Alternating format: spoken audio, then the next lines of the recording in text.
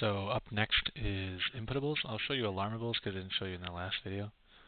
Here's the class diagram.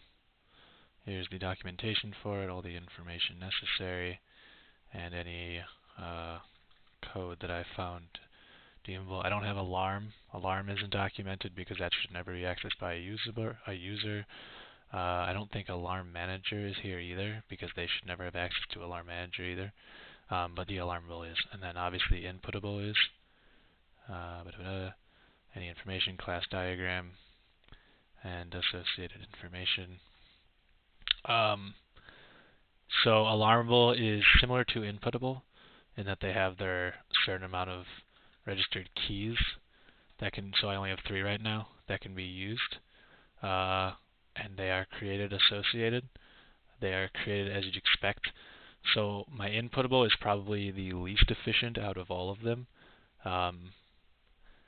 Because of the way that I didn't see how. I guess I'll just show you the code. So the way it works is the key event manager, which is where things are initially stored, are they take as a key, and then the single key event manager. So the key is the key. So the keyboard key is the key to where all this information is stored.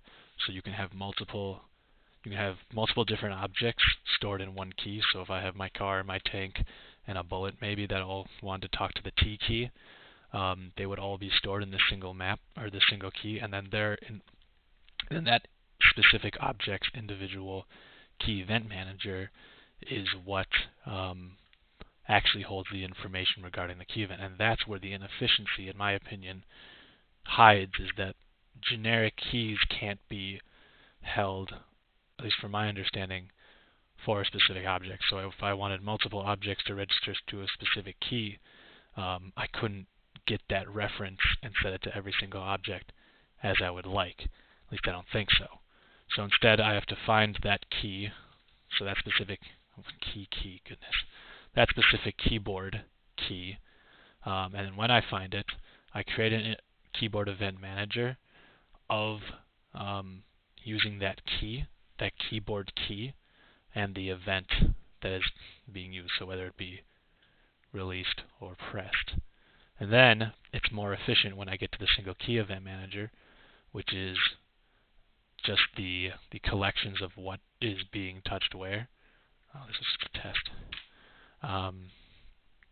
And that is where the inputable is stored, so the callback to the guy who wanted to register that key is stored, and then that is where you store the actual reference to the information.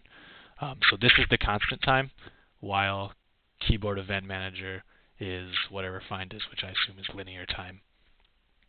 And the way the key press works is I get the state of whether this key is being touched, which it in almost all cases are not. But when it is being touched, I make sure that the currently pressed, which is stored for every key event manager, is stored.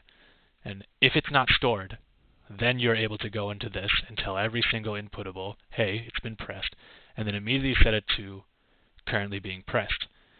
Now, the reason that works is because if you're constantly holding down R, only one time is it ever registered. So while you're holding R, this is still going on. And then when you release of R, when it's no longer, then you tell it, if it has currently been pressed, then you are able to tell it, then you are able to make it false, and then tell all the keys that wanted to know when it releases that it has released. And that's how I get key pressed and released, and that's how I only get one key per press instead of 1,000 in a single press. Command pattern, it's done. Like you'd expect, they all hold on to their own. Key event efficiency, I think it's efficient. Destructor is tested multiple times. All 3 of these are correctly being registered. The key event manager has nothing to delete because it only stores an inputable, and the inputable is not created by the key event manager. But the keyboard event manager does erase all of the keyboard event managers, or the single key events that it creates, because the keyboard event manager holds onto the single key events. So that will then go through and erase them all. And that is my inputables.